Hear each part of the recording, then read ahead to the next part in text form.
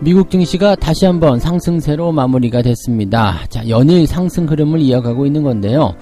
자, 지수가 상승 흐름을 보였었던 가장 강력한 이유, 바로 기업들의 실적이 좋아졌기 때문입니다. 3분기에는 델타 변이 바이러스 등에 대한 이유 때문에 실적이 좋지 않을 것이다 라는 의견이 지배적이었는데, 뚜껑을 열어보니까 실적이 좋게 나오고 있습니다. 자, 그렇다면 경기가 좋아지는 것 아니겠느냐, 뭐 등등 여러가지가 얘기가 나오겠는데, 자, 기업들의 실적 보조 어떤 식으로 받아들여야 되는지, 자, 미국의 상승 랠리는 또 계속 진행될 것인지, 국내 증시에 어떤 영향을 줄 것인지 알아보도록 합니다. 미국 비트코인 ETF가 첫 번째로 등장합니다. 자, 지금 이것 때문에 코인 시장이 들썩들썩했죠. 비트코인 가격도 지금 연말까지 1억 원을 넘어갈 것이다, 뭐 이런 전망도 나오기 시작했습니다. 이제 제도권으로 들어가는 건 아니냐, 이런 얘기가 나오는데, 코인 자체에 대한 어떤 부분보다는 이 비트코인이라는 부분을 상품화 시키고 있다라는 의견도 나오고 있죠. 자, 여기에 대한 이야기들 같이 풀어보도록 합니다. 공급에 대한 병목 구간이 해소가 되고 있다. 이제 뭐 천연가스 관련한 얘기가 될 텐데요. 에너지 관련한 부분입니다. 그래서 공급에 대한 어떤 대란이었죠. 공급이 잘 이루어지지 않다 보니까 실질적으로 이제 뭐 공장이 가동을 멈춘다든지 등등의 얘기들도 나왔었고, 이 공장이 가동을 멈추다 보니까 뭐 운임에 대한 부분도 당연히 문제가 됐었을 테고요. 전체적으로 이제 굉장히 어려움을 많이 겪었었던 그런 부분이 있었는데, 일단은 이 공급 병목이 해소가 된다고 합니다. 그러면 가장 수혜를 보는 기업은 어디에 있을 것인지 이 부분도 같이 알아보도록 하겠습니다.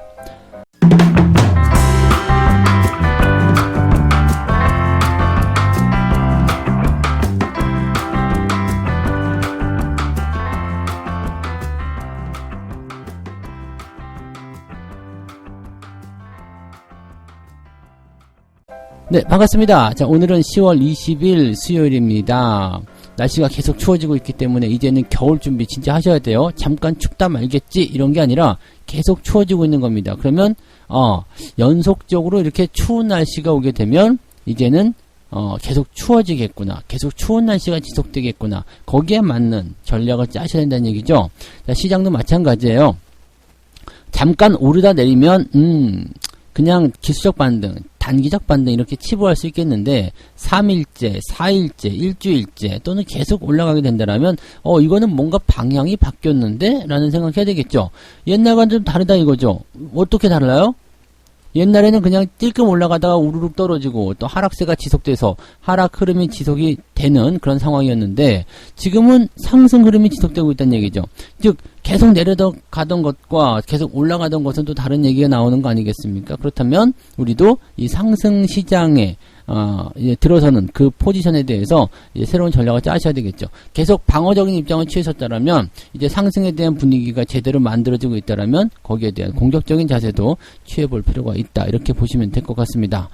미국 증시가 계속해서 올라가고 있기 때문에 거기에 대한 힘을 더 키워주고 있는 것 같은데, 다우지수 0.5% 상승 마감했고요. 나스닥도 0.7% 상승 마감을 했습니다. 계속 올라가요. 네, 계속 올라가는 모습이고, 일단은 뭐 하락에 대한 분위기 이런 것들은 어느 정도 다 잡아낸 것 같아요. 나 이제 괜찮아 라고 얘기하는 부분이겠죠. 자리를 툭툭 털고 일어나서 그냥 달려버리는 모습인데, 자, 이렇게 된다라면 국내 증시에도 영향을 줄 수밖에 없습니다. 어떻게요? 지금 저항대에 살짝 걸쳐서 단기적 상승으로만 생각했었던, 단기적 상승으로만 우리가 치부했었던 그런 부분들이 이제는 더 올라갈 것이야 라고 얘기하면서 분위기를 더 좋게 끌어올릴 수 있다는 이야기죠. 여전히 공매도에 대한 부분들이 논란이 될 수 있겠습니다만, 그동안 굉장히 많이 쏟아냈다라는 부분도 있기 때문에 공매도를 그 정도 쏟아냈는데 더 나올 게 있겠어? 라는 생각도 어느 정도 시장에 참여하게 될 것으로 생각됩니다. 자, 그렇다면 우려감도 많이 줄어들게 되고, 또 그동안 나왔었던 공매도에 대한 부분들도 주가가 계속 올라가게 되면 어떻게 될까요? 환매에 대한 부분이 일어나기 때문에 매수가 더해질 수가 있다는 이야기죠.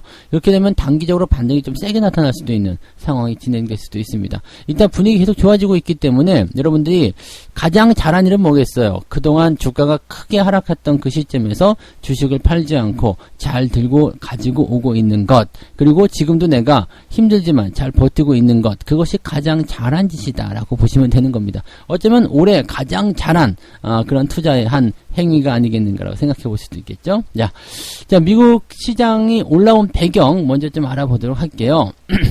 기업들 실적인데 존슨앤존스의 3분기 조정 주당 순이익이 주당 2.6달러로 나왔습니다. 그래서 월가 예상치보다도 2.35달러 이 정도가였는데 이거보다 더 높았죠. 그러니까 한 2.5달러, 0.25달러 정도가 더 높게 나온 거죠. 그래서 주당 순이익이 요 정도 나타났다. 0.25달러면 뭐 얼마 안 되는 거 아닙니까? 그게 아니라 기업의 시가총액 대비 주식수 곱하기 0.25를 하셔야 되죠. 굉장히 많이 올라간 겁니다. 그래서 기업의 실적 자체가 많이 좋아졌다. 그래서 주가는 한 2% 정도 상승하는 모습 보여줬고요.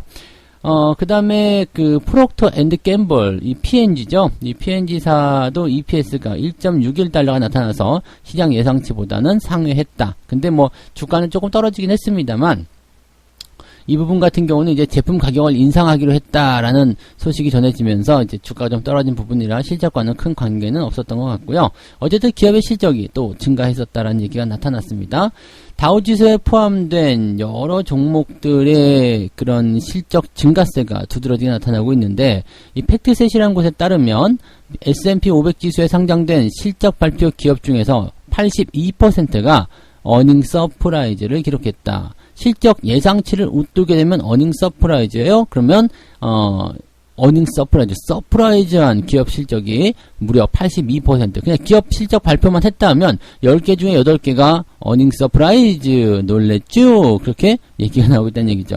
자, 기업들 실적이 증가하는데 주가가 떨어지면 된다 안 된다? 안 된다고 그랬죠? 그것은 비상식적이라고 했습니다. 생각해 보시면은 굉장히 쉬워요. 여러분들 월급이 갑자기 500만 원에서 1000만 원 늘어났는데 먹고 살기가 더 힘들어졌어. 이거랑 똑같은 거죠. 나 월급이 500에서 1000으로 올랐잖아. 근데 너무 살기 힘들어. 그러면 어디 가서 뺨 맞습니다. 그죠? 이런 거랑 똑같은 거예요. 그러면 기업들 실적이 막 올라가는데 기업들 실적이 올라가서 주가가 떨어지잖아. 이렇게 얘기하면 어떨 것 같아요? 말이 안 되는 이야기겠죠. 그래서 그런 내용들을 보시면 되겠습니다. 3분기 실적에 대한 우려감이 커서 거기에 대한 어떤 불안감들이 시장의 주가 하락을 이끌었었는데 실제로 뚜껑을 열어보니까 3분기 실적 괜찮아. 그럼 이 새끼들 우리 속인 거 아니야? 공매도 아니면은 차익 실현을 위해서 속여먹은 거 아니야? 라는 생각이 들 수도 있겠죠. 국내 기업들도 지금 실적에 대한 부분도 그렇게 나쁘지 않게 나오고 있기 때문에 여러분들 어떻게 보면 진짜 그런 속임수 이후에 나타나는 주가 반등, 원상복귀 또는 지들이 가격을 싸게 다시 한번 그 잡아내기 위해서 그렇게 언론을 또는 여론을 그렇게 만들어간 것이 아니겠는가라는 좀 소름 돋는 의심, 합리적인 의심까지도 같이 해볼 수 있는 부분이 아니겠는가 생각합니다. 전체적으로 3분기 실적이 증가세를 계속 보이고 있다라는 것은 시장의 고무적인 부분이 될 것이다. 그리고 국내 시장에도 이런 현상들은 같이 일어나고 있다. 똑같아요. 3분기 시작할 때 우려감 가지고 있었고 주가가 하락했었고 그 다음에 실제로 뚜껑 열어보니까 기업들 실적이 좋고 이거는 여러분들이 한번 스스로도 생각을 해보시길 바라겠습니다.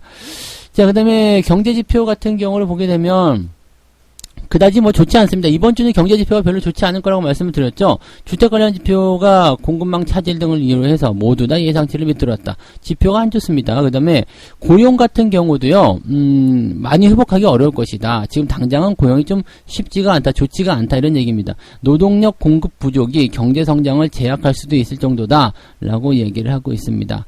일단은 뭐 팬데믹 이전으로 완벽하게 돌아가기에는 고용이 아직은 멀었다라는 얘기하고 있어서 그러니까 고용 얘기 나오면 또 뭐 인플레이션 같이 얘기할 수 있겠죠. 뭐 두 번째 이야기가 인플레이션에 대한 부분이게 되겠습니다만 어쨌든 인플레이션에 대한 그 우려감들이 조금 줄어든다 또는 고용에 대한 우려감들이 좀 커진다 이렇게 되면 양적 완화에 대한 그런 어떤 긴축 정책 이런 것들이 어떻게 보면 좀 느슨하게 들어갈 수도 있다. 원래는 뭐 100만원씩 줄여주기로 했었던 것을 90만원만 줄이면 안 될까? 지금 시장 상황이 안 좋은데? 라고 갈 수도 있는 거겠죠. 그러니까 뭐 1년을 예산을 잡았었는데 아니면 뭐 1년 반을 예상으로 잡는다든지 이렇게 나눠서 할 수도 있는 거 아니겠느냐 뭐 이런 얘기도 나올 수 있겠죠. 근데 뭐 지금은 일단 11월에 테이퍼링을 한다라는 것은 크게 변화는 없을 것 같아요. 그래서 여기에 대해서 너무 큰 다른 기대를 하실 필요는 없을 것 같고요. 대신에 이렇게 경기의 어떤 회복세가 계속 이렇게 장담할 수는 없다. 이런 식으로 나오게 된다면, 이제 정책적인 부분에서는 약간 주춤거린다거나, 또는 경기가 어려운데 그런 식으로 계속 가면 안 되지 않겠느냐라는 완급 조절이 좀 나올 수도 있다라고 보시면 되겠죠.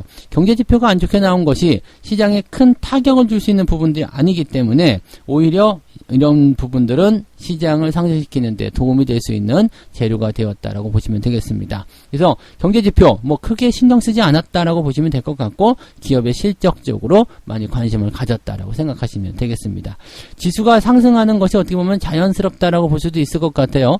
조정과 상승 모두 다 자연스러운 시장의 과정인데, 그 과정 속에서 우리가 울고 웃고 하는 거 아니겠습니까? 자, 시장 변화가 하방으로 있었다라면 상승 쪽 변동도 당연히 있어야 된다라는 거, 그 당연한 것을 여러분들이 좀 같이 누리셨으면 좋겠네요. 네.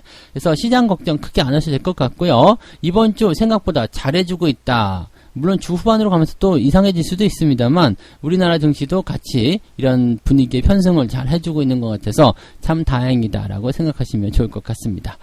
자, 두 번째 이야기로 넘어가도록 할게요. 두 번째 이야기는 비트코인 관련한 이야기네요. 네, 세 번째 이야기가 인플레이션 관련한 얘기였나봐요. 공급망. 네, 두 번째는 비트코인 관련한 부분입니다. 지금 비트코인 주가가 계속 올라가고 있죠. 가격이 계속 올라가고 있고, 미국에서 지금 그 비트코인 선물 ETF가 공식적으로 출범했습니다. 그래서 ETF가 뭐냐면 이제 상장지수 펀드라고 보시면 됩니다. 비트코인과 연관되어 있는 덩어리를 묶어가지고 딱 하는 거죠. 펀드 같은 경우는 뭐냐면 하나의 어떤 특정 상품에만 투자하는 것이 아니라 특정 상품에 관련된 여러 그런 품목들에 같이 투자를 하는 것이다 라고 보시면 되겠죠. 즉, 그래서 나는 고등어에만 투자하는 것이다 이렇게 하는 것이 아니라, 고등어를 취급하고 있는 어물전에 난 투자하겠다. 이 어물전에는 꼴뚜기가 망신을 시키고 있지만, 고래고기도 팔고 상어고기도 팔고 고등어도 팔고 황태도 팔고 그죠? 네. 도미도 팔고 등등 팔 거 아니에요. 그죠? 아는 생선이 이렇게 없었나, 내가? 네. 아무튼 그렇게 파는 거죠. 그러면, 고등어가 올라갈 수도 있고 내려갈 수도 있지만, 어떤 날은 상어가 올라갈 수도 있고, 명태가 올라갈 수도 있고, 이렇게 되기 때문에, 자, 그렇다면, 아예 그냥 그런 위험을 제거하기 위해서, 저렇게 그냥 어물전에다 투자하자, 네, 성투수산에다 투자하자, 이렇게 될 수도 있는 거거든요. 그러니까 어떤 사람들은 고등어를 타겟으로 하겠지만, 어떤 사람들은 전체적인 해산물 가격에 이렇게 타겟팅을 하게 된다라는 얘기가 되는 거죠. 그게 이제 ETF라고 보시면 되겠습니다. 그래서 비트코인, 즉 가상화폐라고 봐야 되겠죠. 이 가상화폐를 취급하는 거래소가 될 수도 있겠고요. 또는 운용사가 될 수도 있을 테고요. 또는 비트코인을 쭈루룩 나열해가지고 비트코인, 그 다음에 이더리움, 그 다음에 리플 등등등. 저도 아는 코인이 별로 없네요. 그래서 이렇게 쭈루룩 해놓고 나서 그것을 한꺼번에 하는 이 지수화 시켜가지고 거기에 투자하는 ETF. 이런 식으로 보시면 되겠습니다. 여기서 우리가 생각할 것은 뭐냐. 가상화폐가 이제 제도권으로 들어온다. 네, 이런 얘기. 그 다음에 가상화폐가 이제는 실질적으로 뭐가 되기 시작했다 등등의 이야기로 생각하면서 비트코인의 가격이 급등세를 보이고 있는데, 여기서 생각할 것, 가상화폐를 제도권에서 받아들인 것이 아니고 인정한 것이 아니고 뭐예요? 그냥 상품이다라고 생각하셔야 됩니다. 상품. 네. 지금 비트코인의 가격이 10만 달러까지 돌파할 것이다 라고 되어 있긴 합니다. 네. 예상치가 이렇게 되어 있어요. 10만 달러. 그러니까 1억 한 2천만 원까지 올라갈 것이다. 지금 가격 대비해서도 거의 50% 정도 올라가는 거나요? 그래서 그 정도 올라갈 거다라고 얘기를 하고 있어요. 그러니까 사람들이 또 보면은 비트코인 쪽으로 가격을 이렇게 투자를 또 많이 확대하려는 움직임이 많이 보여주고 있죠. 지금 거의 8천만 원 또 갔나요? 네. 지난번에 7,600까지 봤던 것 같은데 계속 올라가는 추세인 것 같아요. 자, 그러면 이 비트코인이라는 또 이 가상화폐라는 부분에 어떤 가치를 제공을 하는 행위이냐, 제도권에서 이제 받아들이는 것이냐, 화폐로서 인정한 것이냐 라는 부분에 대한 논란은 계속되고 있어요.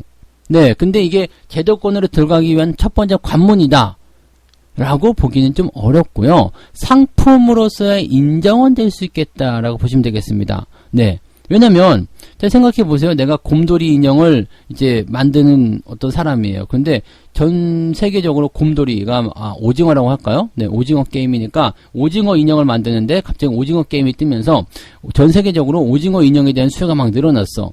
네. 근데 이게 오징어 인형을 나는 한정적으로 만들기로 했어. 에이씨, 아니야. 나는 100개만 만들 거야. 그러니까 오징어 인형을 구하지 못해가지고 난리 난 사람들이 막 서로 막 밀거래하게 되고 막 중고거래하고 막 그래가지고 오징어를 내가 10,000원에 팔았었는데 이 중고거래에서는 100만원에 팔고 있어. 근데 점점점 희소 가치가 높아져. 오징어 배를 갈라보니까 새끼 오징어가 또 나오더라. 해가지고 막 그게 밝혀지면서 갑자기 막 100만원짜리 하던 게 1000만원이 되고 막 2000만원이 되고 나는 10,000원에 팔았는데 2000만원짜리 오징어 인형이 탄생돼서 막 중고거래로 막 돌아다니고 있어요. 자, 그러면 이 상황을 어떻게 볼 것인가? 아, 저거 오징어 인형이 그렇게 가는 건 좀 이상하지 않냐?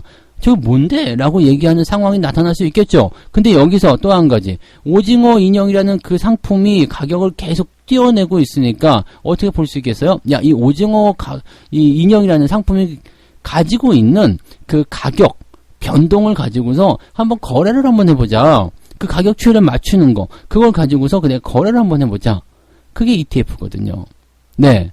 그러면 이 오징어 인형이 뭐 물물교환의 수단으로 이용될 수 있겠죠. 왜냐하면 화폐 어떤 그 자기 물건의 가치를 가지고 있으니까 거래가 되는 가격이 있으니까. 근데 그렇다고 해서 이 오징어 인형이 실제 돈으로 취급받느냐, 그건 아니라는 이야기죠. 그러니까 여러분들이 이 부분은 확실하게 분리를 해서 생각하셔야 됩니다. 네. 가상화폐를 실질적으로 화폐로 인정하느냐 안 하느냐에 대한 부분들은 이것은 별도의 문제예요. 중국에서 지금 뭐 책으로 불법으로 한다, 뭐 상품 뭐 이렇게 하는 그런 것들이나 또 연준에서도 계속 얘기하는 것처럼 가상화폐 안 된다라고 얘기하는 부분들은 뭐냐면 얘네들을 화폐로 인정할 수가 없다는 이야기입니다. 절대로 인정할 수가 없어요. 왜냐면 걔네들은 기득권을 절대 놓칠 수가 없다라고 말씀드렸죠. 그렇기 때문에 화폐로 인정할 수 없어. 그렇지만 상품으로서 인정하는 거, 뭐 금도 마찬가지예요. 금을 우리가 화폐로 쓰지 않잖아요.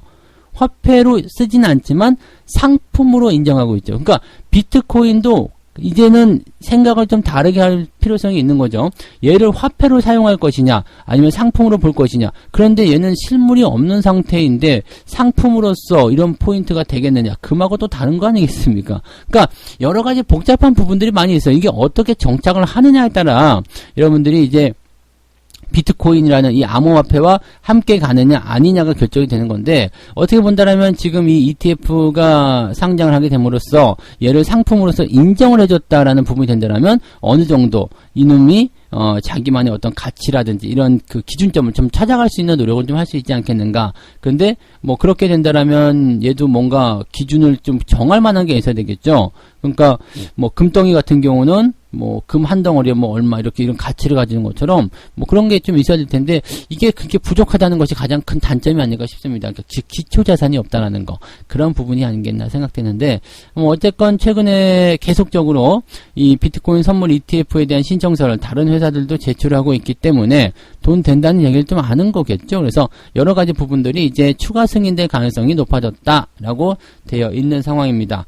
이 부분은 뭐 일단은 충분히 이용해 볼 만한 가치가 있어요. 뭐 이쪽에서 돈이 된다 그러면 그쪽으로 해서 상품을 만들어서 판매하는 거 충분히 있을 수 있는 이야기겠죠. 근데 본질적인 부분에 들어가서 그래서 가상화폐가 진짜 화폐의 가치를 가진다, 이 부분까지는 아직 가야 될 길이 굉장히 멀 겁니다. 지금은 화폐로서의 인정이 아니라 상품으로서의 인정을 받았다라는 것으로 여러분들이 생각하셔야 한다는 거, 그것을 꼭 명심하시기 바랍니다. 네. 상품은 어떻게 돼요? 너무 높은 가격이 나오게 되면 다시 떨어지게 되어 있습니다. 화폐는 절대 그렇지 않겠죠? 네. 자, 세 번째 이야기로 가도록 합니다.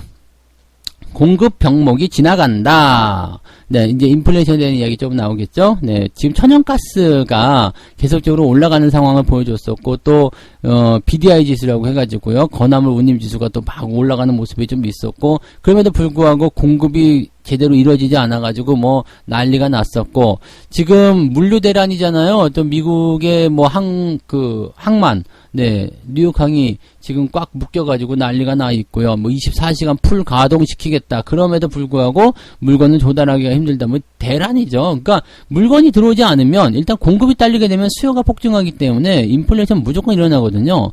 근데 이런 모든 부분들을 이제 해소가 점점점 네, 시켜줄 수 있는 상황들이 만들어지고 있다. 인플레이션 완화 조짐이 일어나고 있다라고 보여집니다. 주식시장의 조정을 촉발했다라는 주범으로 평가받는 게 인플레이션이기 때문에 이 인플레이션이 어느 정도 진정세를 보이게 된다면 상대적으로 주식시장도 안정화될 것이다 라고 볼 수가 있는 거죠.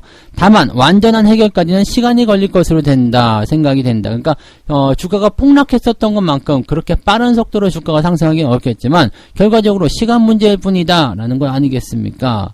자, 그렇다면 네, 우리도 천천히 준비를 해봐야 되겠다라는 생각도 해볼 수가 있겠죠. 그리고 경기 민감주에 대한 어떤 그 공급 부족 이런 것들은 굉장한 어떤 피해였을 텐데 그렇기 때문에 피해가 컸었던 소비재 관련한 종목군들이 먼저 상승 탄력을 받을 것이다 라고 이야기를 하고 있는 부분이기도 합니다. 네, 천연가스의 가격 변동성이 가장 이제 중요한 포인트였었는데 천연가스 가격이 계속 올라가면서 이제 주가가 크게 하락하는 그런 상황도 좀 만들어졌어요. 어떻게 따지고 보니까 이게 이 천연가스 가격 추이와 코스피 지수의 움직임이 서로 반대로 연결되는 모습이 좀 있네요. 아무래도 뭐 물건 가격이 올라가는 것과 주가의 어떤 흐름들 이런 것들은 반대로 갈 수도 있겠죠. 그래서 그런 내용들이 지금 현재 주가 수준으로 진행이 좀 됐었는데 뭐 이런 부분들 보게 되면은 일단은 그 지수가 상승하고 있는 부분이고요. 지수가 상승하고 있는 부분에서 변곡점이 좀 교묘하게도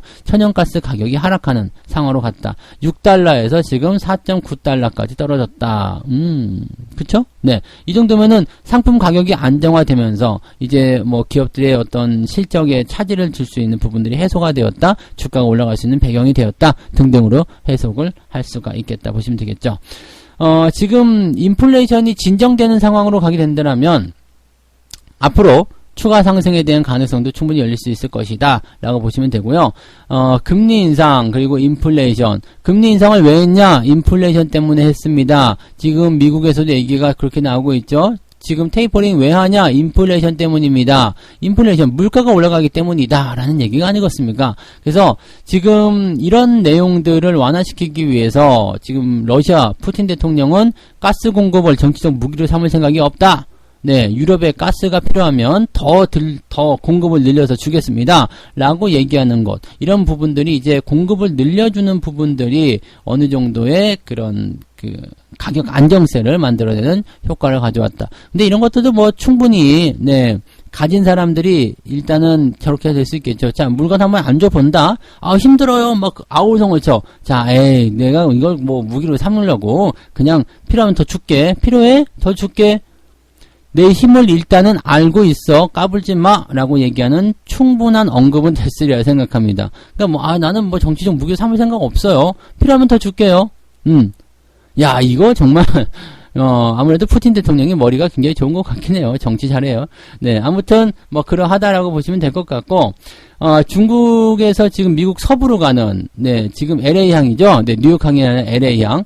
네, 이 LA항이, 난리가 아닙니다. 지금 뭐 24시간 운영하겠다. 뉴욕항도 그랬었던 것 같아요. 지금 뭐 난리가 아니다. 물건의 공수가 어려워지 때문에 뭐 그런 부분들을 하고 있다. 이 LA항이 미국 수입 물류의 약 40%를 담당하고 있다고 합니다. 근데 지금 보시면 뭐 할로윈 지나가면서 이제 뭐 블랙 프라이데이부터 시작해가지고 연말 쇼핑 시즌 들어가니까 난리가 아니잖아요. 그래서 이 부분들이 지금 어마어마했는데 이 BDI 지수라고 아시죠? 건화물 운임 지수인데 이게 연초에는 1000포인트가 채 되지 않았었는데 이게 5650포인트.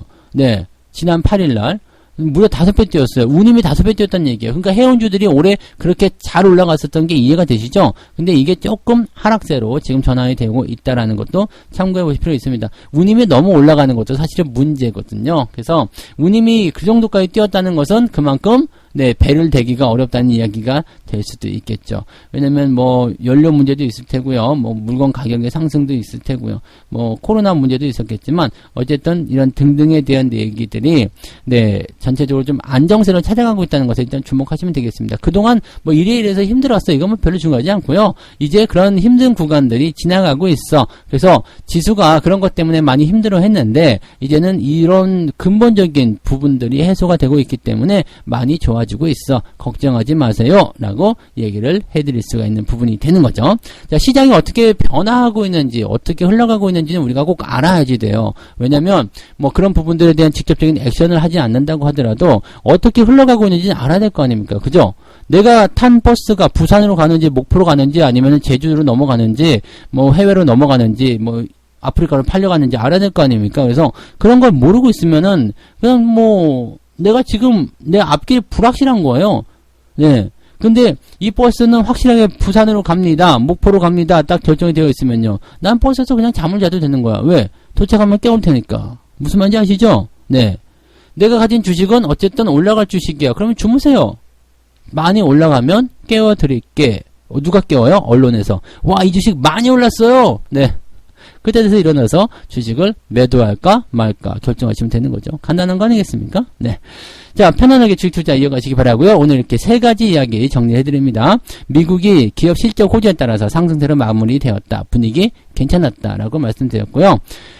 미국의 비트코인 선물 ETF가 첫 번째로 등장을 했는데, 비트코인에 대한 부분들은 이제 화폐로서 인정을 받았다라기보다도 상품으로서 어느 정도 활용을 하고 있다. 상품으로서 인정을 받았다는 것도 잘은 모르겠어요. 근데 어쨌든 상품으로서 활용을 하기 시작했다. 얘가 인기를 끌다 보니까 이것을 상품을 한번 다뤄볼까라고 인정을 받기 시작했다는 게야. 그러니까 비트코인은 지금 물건이 돼버린 거예요. 화폐가 아니라 지금 물건이 돼버린 상태. 그래서 이 부분은 조금 분리해서 생각을 해야 되겠다라고 보셔야 될 것 같습니다. 어쨌건 이렇게 다루게 되면서 뭐 제도권에 가까워진 것 아니냐 등등의 얘기를 하고 있는 상황이긴 한데, 요거는 이제 여러분들이 각자 알아서 잘 생각해 보시기 바랍니다. 연말에는 1억 원이 넘어갈 것이다 라는 네, 전망도 나왔다는 거 참고하시면 되겠습니다. 네.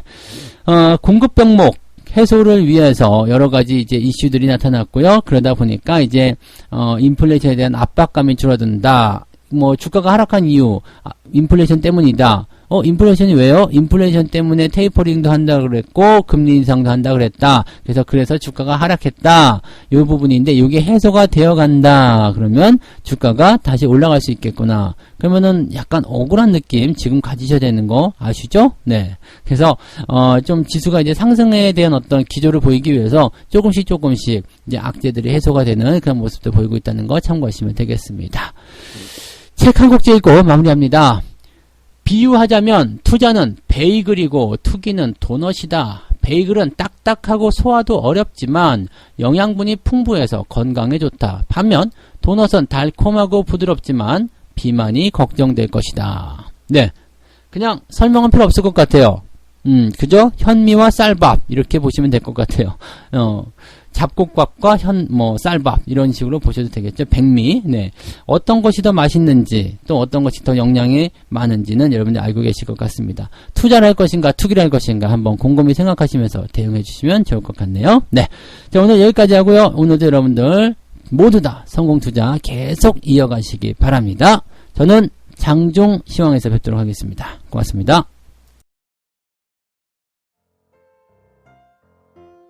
본 방송에서 제공되는 모든 정보는 투자 판단의 참고 자료이며 투자의 최종 책임은 본 방송을 이용하는 본인에게 있습니다.